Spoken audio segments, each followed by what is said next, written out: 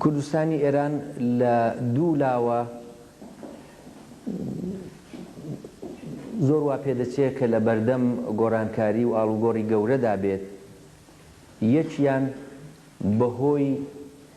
وەزعی ئێران و ناوخۆیی ئێران و کوردستان خۆیەتی، و یەکیشیان لەژێر تەئسیری ئەو ئاڵوگۆڕە ناوچەییانەدایە کە پێش هاتووە یا پێشبینی دەکرێت پێش بێت لەژێر تەئسیری ڕەوتە جیهانیەکاندا. پێشێ ئەگەر لێکدانەوەیکی کورت بکەین لە وەزعی کوردستانی ئێران لە ڕوانگەی ناوخۆییەوە دەتوانین بڵێن نیزامی کۆماری ئیسلامی وەکو زۆر جاریش باسی لێکراوە و ڕەنگە زیاد لە ئەندازی دووپات کرابێتەوە، هەمومان پێی ئاشناین ناتوانێت بە شێوەی ڕابردووی خۆی درێژە بەکاری خۆی بدات.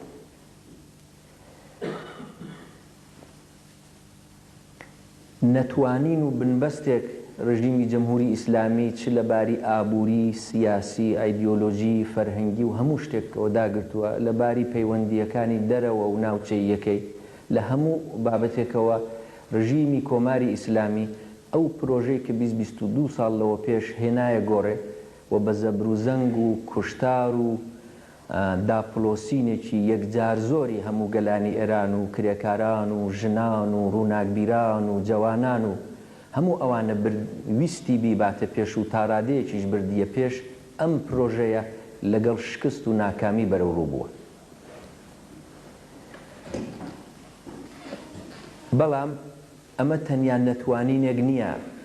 کە لە ئێراندا وجودی هەیە.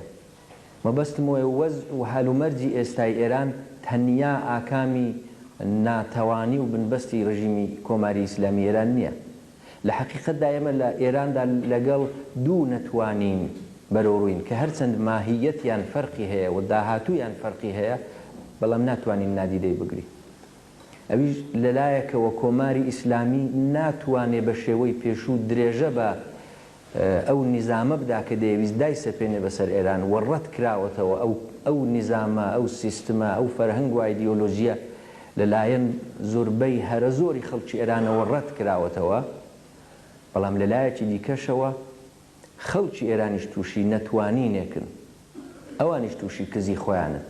ئەگەر جەمهوری ئیسلامی ناتوانێت بە شێوەی پێشوو ئەو جۆرەی کە دەیویست لە ڕێگای داپلۆسین و سەرکوتی خوێناوی بە کۆمەڵەوە ئێران بەرێتەوە سەدەکانی ناوەڕاست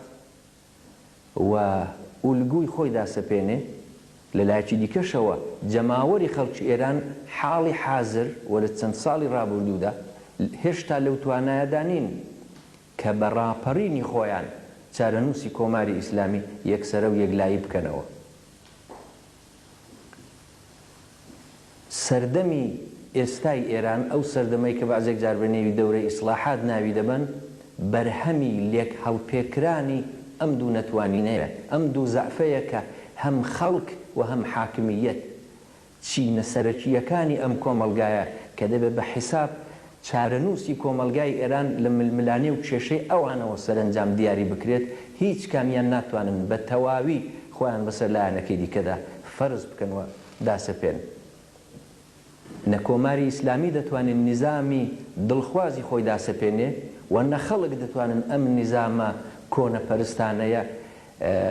بسپێرنە زبڵدانی مێژووەوە. بۆیەشە لە ئێران حاڵەتێکی ناسەقامگیر، حاڵەتێکی کاتی وجودی هەیە. بۆیە هیچ شتێک لە جێی خۆی نییە، هەموو شتێک سەیالە، ئەو ڕۆتاسبەی شتەکان ممکنە بگۆڕن، چون پەیوەندی بینی خەڵک و دەسەڵاتداران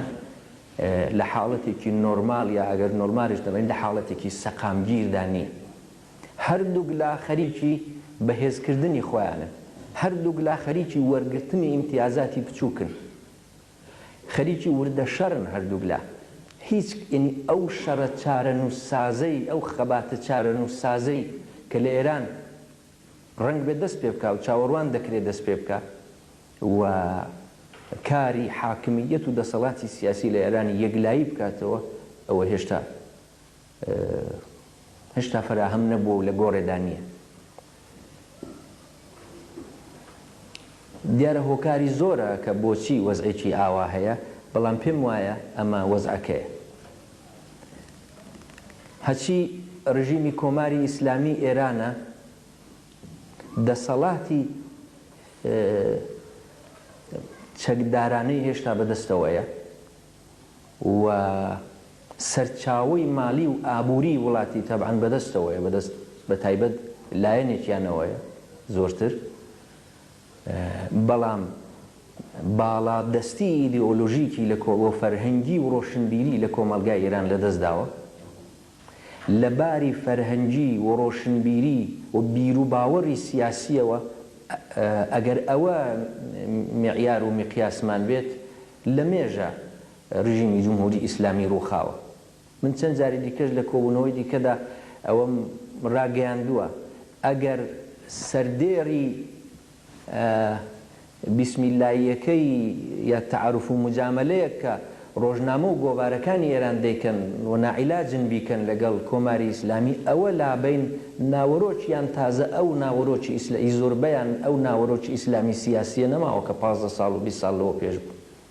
بەم حیسابە لە مەیدانی ئیدئۆلۆژی و ڕۆشنبیری و فەرهەنگیدا ئیسلامی سیاسی و ئەو ڕژیمەی کە نوێنەرایەتی ئەو سیستمە فیکری و سیاسیە دەکا، پێم وایە بۆ هەمیشە تازە لە مێژووی ئێراندا دۆڕاندوویەتی. هیچ نەبێ ئەم سەردەمە دۆڕاندوویەتی ئەگەر مێژووی دووریش پێشبینی نەکەین. بەڵام بەهۆی ئەوە کە دەسەڵاتی دەوڵەتیان بەدەستە، سەرچاوە ئابوووریەکانیان بەدەستە و زیندان و پۆلیس و نیروهای ئینتیزامی و پاسداران و هێزە سەرکوتگەرەکانیان بەدەستە، تەنیا بەو حیسابە ماونەوە لەلایەکەوە، و لایەکی دیکەش لەسەر حیسابی نەبوونی ئالتەرناتیڤێک کە بتوانێت ڕێکخەری بەشی هەرە زۆری ئۆپۆزیسیۆنی ئێرانی بێ سەرەڕای ناکۆچی و جیاوازی ناوخۆیان، بەڵام بتوانێت هەمووان قەناعەت پێبێنێ کە باشترین بەدیلە بۆ ئاڵوگۆڕ لە ئێران و بەتواناترین بەدیلیشە. ئەمە پێک نەهاتووە و لە نەبوونی ئەوەدایە کە ڕژیمی کۆماری ئیسلامی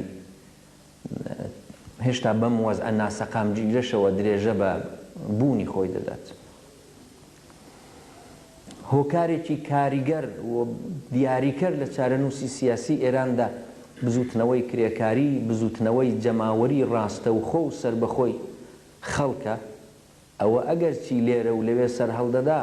ڕۆژێک خوێندکاران و دانیشتجویانی تاران، ڕۆژێک معەلیم و مامۆستاکان خۆ دەنوێنن، بەڵام هێشتا ئێمە ئەو بزوتنەوە جەماوەریە بەرینەی کە یەکگرتوو بێ، بزوتنەوە بچووکەکان لێک هەڵپێکرابن، ئەو ڕووبارە چکۆڵانە یەکیان گرپێتەوە و لافاوی بزوتنەوەی گەورە و چارەنووسسازی سەرنگونی و ڕووخاندن لەگەڵ خۆ هەستێنن، هێشتا ئەم دیاردەیە لە ئێران لەبەرچاوان نییە. هەمووان دەزانین لە حاڵەتێکی نووستوودا وجودی هەیە، بەڵام بینی ناڕەزایەتی و بێزاری و نەفرەتێکی نووستووی و کۆمابووی ساڵەهای ساڵ تا بوونی ئەوە بە بزوتنەوەیەکی بیلفعل و ئەوڕۆئی فاسیلە و جیاوازیەکێ. ئێمە هێشتا لەو فاسیلە و جیاوازیە ڕەنج دەبێت. ئەگەر بینە دیارە ئەمە خۆی لە ئێراندا مەسەلەی ئالتەرناتیڤ و مەسەلەیەک کە ڕەنگ بێت دواتر یا ئیشارەی پێ بکرێ یا لە پرسیارەکاندا لە جێی مناسبی خۆی، بەڵام ئەگەر بینە سەرباسی کوردستان، دیارە کوردستان بەدوور نەبووە لەم ڕەوتی ئاڵوگۆڕانەی چەند ساڵی ڕابردووی ئێران، بەڵام دیاردەکانیشی دەبیندرێن. هەموو ئەوانەی کە پەیوەندیان هەیە لەگەڵ کوردستان زۆر بە زووی دەبینن کە لەگەڵ خەڵک قسە بکەی بە زووی دەبینی و هەستی پێ دەکەی کە خەڵک کراسی ترسیان فڕێداوە. بوێریەکی کە لە چەند ساڵی ڕابردوودا نەبوو، هەرچەند کوردستان دیارە هەمیشە خەباتکار و نەوەستا و جەسوور بووە بەرامبەر بە دەسەڵاتدارانی حکوومەتی مەرکەزی جەمهوری ئیسلامی ئێران، بەڵام دیسانیش ئاستی بوێری خەڵک و جەسارەتی خەڵک ئێستا زۆر زیاترە. بە حەقیقەت من نەک لە یەک لە چەندان کەس لە شاری جۆر بە جۆری کوردستانم بۆ خۆم لێم بیستون کە نەورۆزی پارەکە کە با لە پەرانتێزیشدا ئەوە بڵێم بە بیری من گەورەترین نەورۆزێک بووە کە لە کوردستانی ئێران گیراوە و ئاوا بە تێگرایی و خۆی نیشانەی زیندووبوون و هەستێکی زۆر پرجۆشە لە نێو خەڵکی کوردستاندا و نیشانەی ئاعترازێکی فراوانی ئەوانیش بوو. جا ئەم نەورۆزە من لە زۆر کەسم بیستووە دەیان کورد ئەوەی پێی دەڵێن ئێران نیروی ئینتیزامیەکان خواخوایان بوو، جەوانان شەڕیان پێ نەفرۆش. لە خۆپیشاندانەکانی نەورۆز و شاییەکانی نەورۆزدا بە سەدان جوانی ئامادە لە سەفی پێشەوەدا قۆڵیان لە قۆڵی یەکتر ئاڵقە کردووە و بەرگریان دەکرد لەوەی کە نیروی ئینتیزامی پەلامار بدنە کەسێک و بەتاقی بخەنەوە و بیگرن. یعنی مەبەستمەوەی خۆپیشاندانی خەڵکی لە نەورۆزی پاردا لە حاڵەتیکی تەنیا پاسی و یا دیفاعی هاتبووە دەرێ و ئەوە دیاردەیەکە لە هەموو شتێک دەبیندرێت. لەو تەلێفۆنەوە کە تۆ لە خزم و کەس و دۆست و ئاشنای خۆتی دەکەی لە شارەکانی کوردستانی ئێران و تۆ لێرەوە نیگەرانی ئەوانی بەڵام ئەوان ناترسن بە تێڕادیوی و ڕاشکاویەوە جواب بدەدەنەوە بگرە تا خۆپیشاندانەکان و تا شتێکی زۆر بەرچاو کە دیارە بەعام لە کوردستانی ئێراندا هەیە بەڵام بە تایبەتیش بەشی ئێمە بەشی کۆمەڵە ڕووی لە ئێمە کردووە. ئەویش بریتیە لەوەی کە ئامادەیی بۆ کاری سیاسی، ئامادەیی بۆ تێکۆشان زۆر زیاترە لە جاران. دیارە ئەوەش خۆی نیشانەیەکی ئاڵوگۆڕێکە کە لە سەردەمدا وە جیاوازی سەردەمەکانە. زۆر کەس هەن لە کوردستانی ئێران دیسان من دەر زۆر کەس دیویانە بەڵام من خۆم یەکێک لەو کەسانم کە لە ساڵی ڕابردوودا شاهیدی بووم زۆر کەس دێن ئەگەر کاریان پێنەسپێری گلەی لێ دەکەن، پێیان وایە تۆ ڕێزیان لێ ناگری، پێیان وایە کە تۆ یارە باوەڕی تەواوت پێیان نییە. خەڵک ئەلئان سەرەڕای هەموو ڕووتی و هەژاریەکیش کە لە چاو 20 ساڵەوە پێش هەیانە سەرەڕای فشاری یەکجار زۆری ئیقتیسادی و سیاسی و دیارە مەترسی گرتن و لێدان و هەموو ئەوانش خۆ هەر هەیە لە ئێران، بەڵام سەرەڕای ئەوانە ئامادەجی خەڵک بۆ تێکۆشانی سیاسی یەکجار لە جاران زۆرتر. دەربڕینی ئاعتراز و خۆپیشاندان هەروەکو خۆشتان دەزانن و من زۆر لەسەری ناڕۆم زۆر زیاترە. نمونەیەکی زۆر بچووکیان ڕەنگ نازانم بیست بێتان یان ناچون کە زۆر تازەیە تیپی مۆسیقای سولێمانی چووە بۆ شارەکانی کوردستان لە سنە هەم بە دەربڕینی ئیحساساتێکی یەکجار زۆر بێوێنە و هەم بە شیعاری سیاسی پشتیوانیان لێ کردو، یعنی پێشوازیان لێ کردو.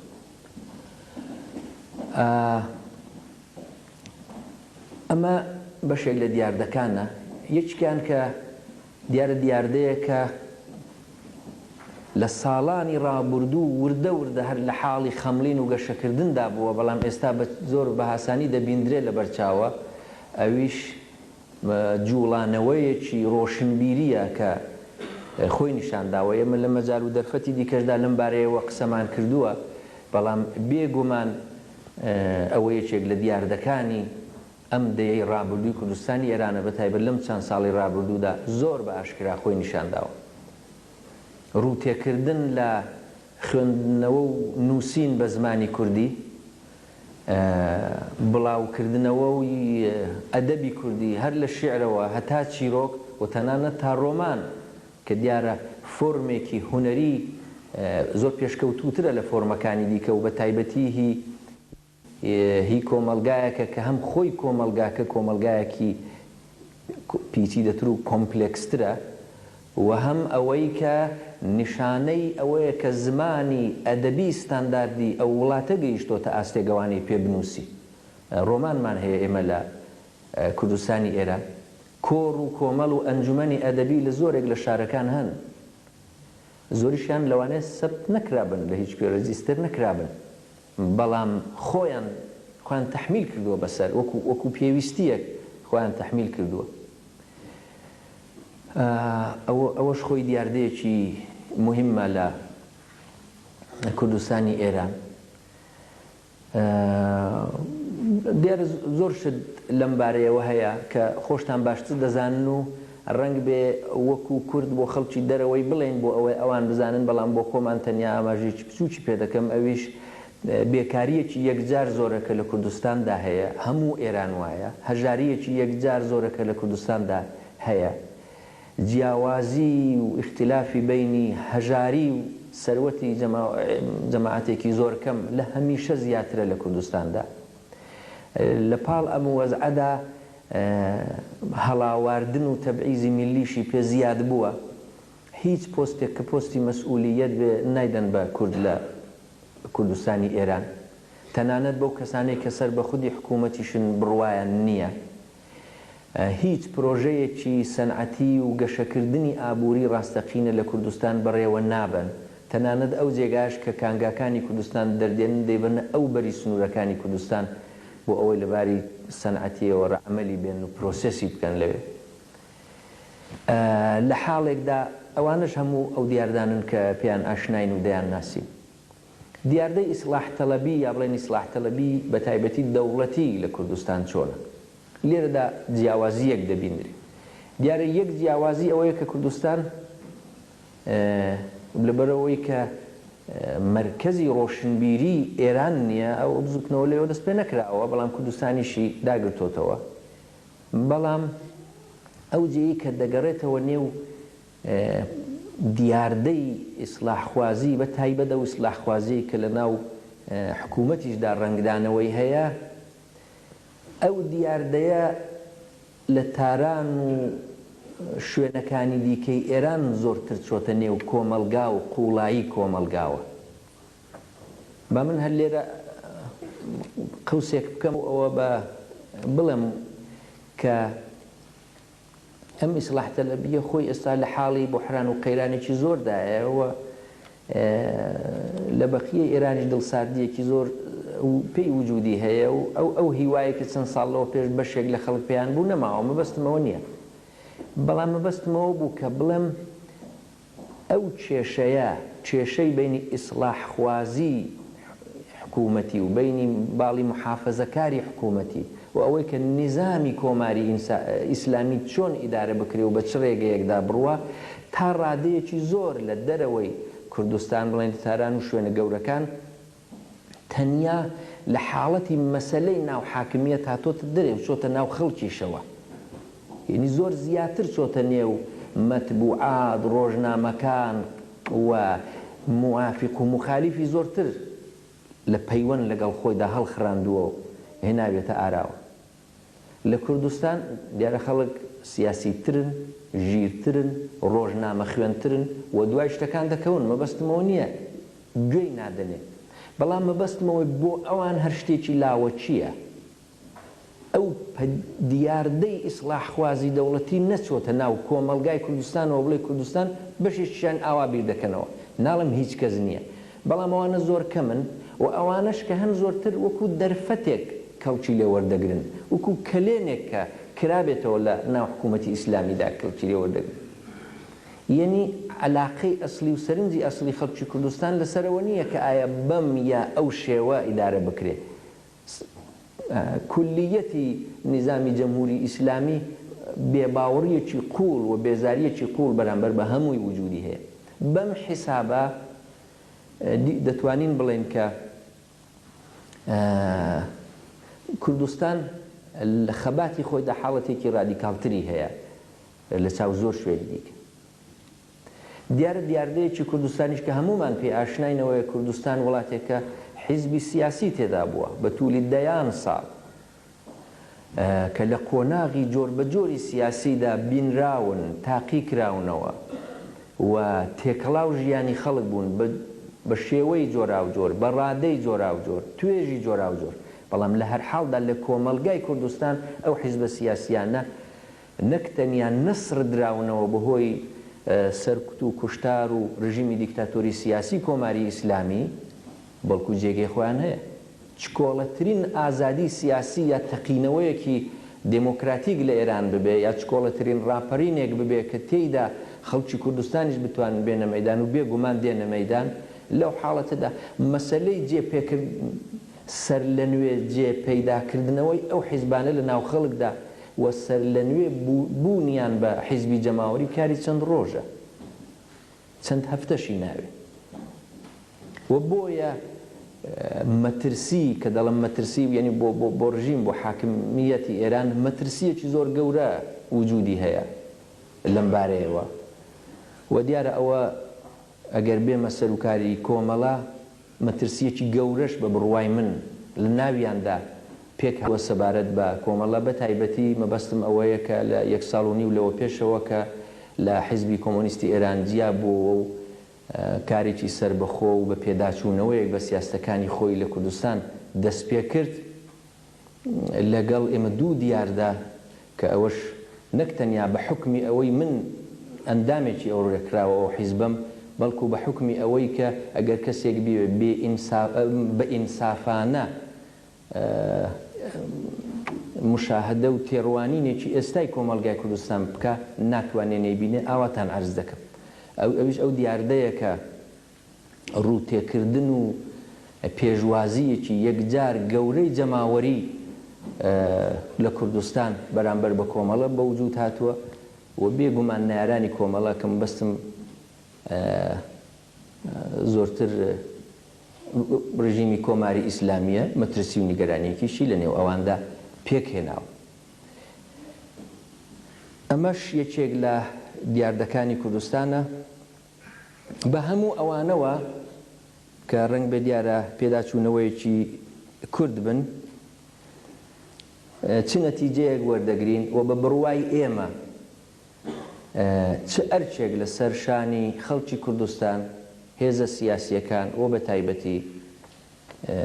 کۆمەڵەیە.